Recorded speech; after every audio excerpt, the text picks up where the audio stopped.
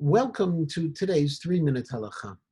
Rav Soloveitchik wrote that there is an essential difference between avelut chadasha and avelut yishana, between mourning for an immediate relative who passes away and mourning for a historical event, the destruction of the Beit HaMikdash. When it comes to a relative who passes away, the pain, the agony, the loss is felt immediately. However, when it comes to remembering the destruction of the Beit HaMikdash, we have to work at it. We have to build up to feeling that sense of loss, and that's what the customs of the 3 weeks and the 9 days are all about. One of those customs is mentioned in Siman Tafkuf Nun Aleph Sif Tat Zayin, the custom not to bathe during the 9 days. Yesh noagim shelo lirchotz. The Rama notes immediately that that's specifically about bathing for pleasure, lita'anug. And as a result of that statement, modern-day poskim have permitted bathing when necessary, when it's for a question of hygiene or cleanliness.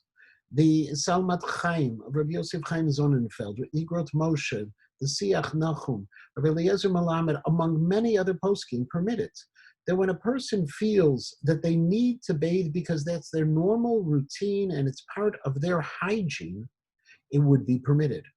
However, it's only permitted in a way that makes it clear that it's not for pleasure, and therefore they recommend lukewarm water whenever possible, not to use hot water to have a luxurious bath during the 9 days.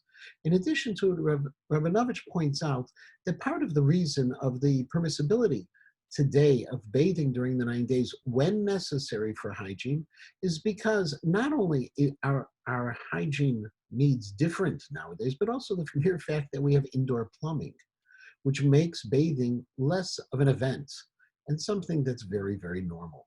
Nevertheless, Reb Shlomo Zalman Auerbach notes that we shouldn't rush into this. We should remember that the destruction of the Beit HaMikdash is something that requires us to mourn, and only when we feel it is necessary to do so.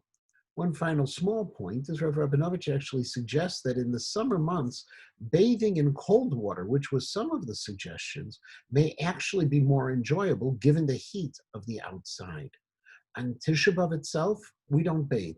However, if someone is extremely dirty or washing hands after using the washroom or for other hygienic purposes, especially nowadays during the pandemic, you are allowed to wash your hands fully with soap. When it just comes to the Negelwasser of the morning, we just do the tips of our fingertips. Finally, when it comes to the question of swimming during the 9 days, if it's for pleasure, it's prohibited. It's considered bathing. However, if swimming is for exercise, or as some suggest also instructional swim, it could be permitted.